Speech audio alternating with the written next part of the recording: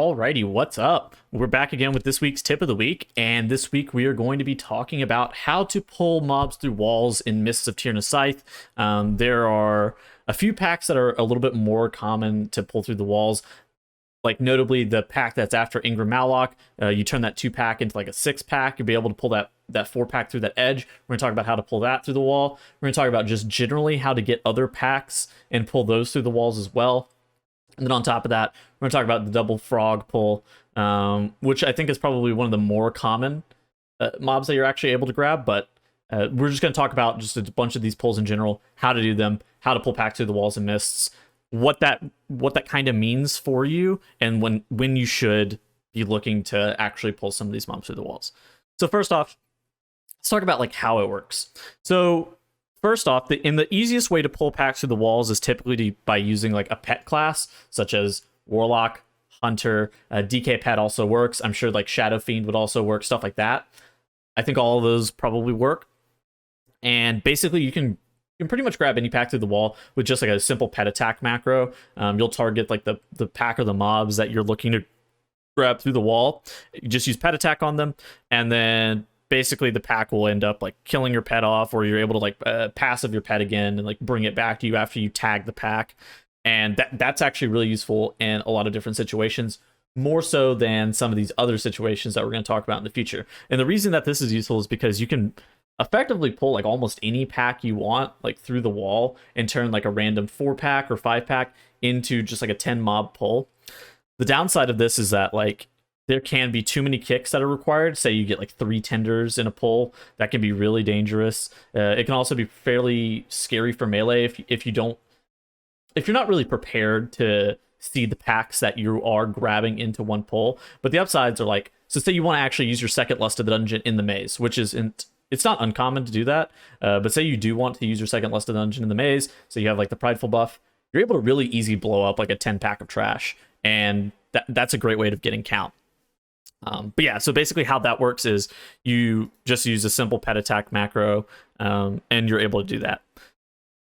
The more complicated way of pulling through the wall either involves the walls not being full, which is how you pull the double gorge gullet, or the most common thing, which you'll see in a lot of groups, is like some weird slow fall or flap techniques used to be able to pull that 4-pack that's after Ingram Malloc. That's that pack that we talked about that's like super common. And we could talk about a couple of ways that you're actually able to pull it. So first off, I think that you need to go where the shadow meets the grass. If you're using like low quality shadows, then you actually don't see the shadow that I'm referring to.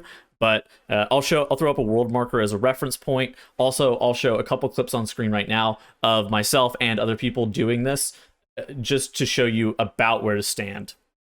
Once you go to where the shadow meets the grass, I typically like to line myself up with the 3 pillars that are off in the distance, and you can kind of see them. And then like once you line yourself up with like the middle pillar, you just like jump, press wild charge. You can also use disengage, and then you either flap or get slow falled the moment after you press like wild charge or disengage. Obviously, if you're playing Hunter and you have disengage, you can just use a pet. That's actually pretty easy to use. But this is typically done by Moonkins to be able to do it like that. And then the last and most important part is that you have to target the Guardian. The Mistveil Guardian is like the furthest like frontward facing mob, and you have to target him and hit him with an instacast ability. From there, you're able to actually get the pack pulled, and that is something that will end up saving you a lot of time. Of course, if you're playing with the pet class can easily get this done. But there are a lot of times where if you play with something like Rogue Fire Mage Moonkin, the Moonkin's gonna have to be the person that pulls over the wall. And so you're able to do that with that. You can also actually use trees if you use the trees while you have like the pack targeted.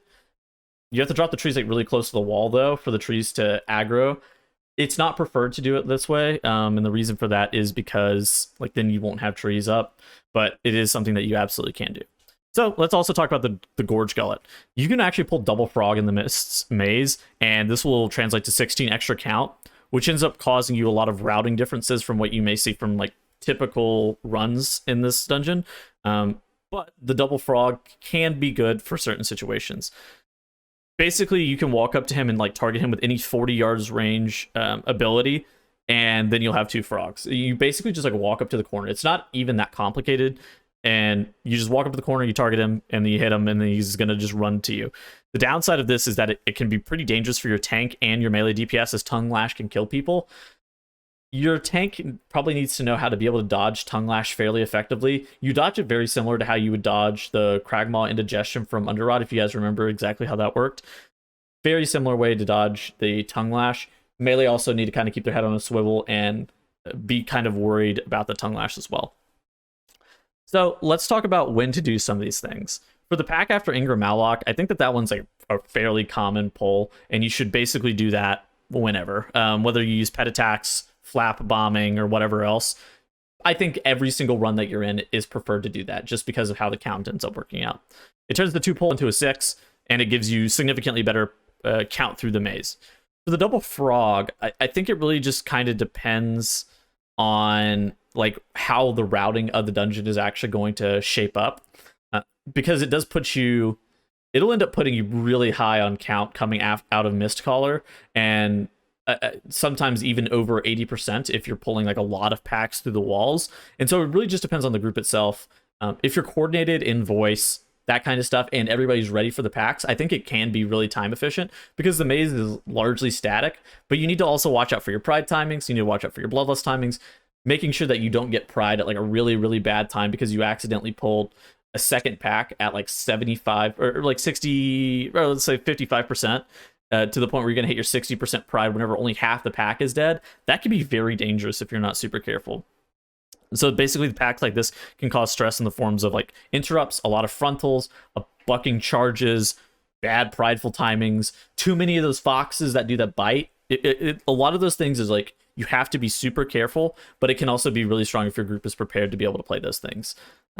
Yeah, basically, you should always grab the 4-pack at the beginning. Everything else is kind of situational. Good, sometimes bad, sometimes it really just kind of depends. But yeah, that's basically it. That is the tip of the week, talking about how to pull trash through the walls. Hope you guys enjoyed. Hope you guys enjoyed the next video, and I will see you guys later. Goodbye.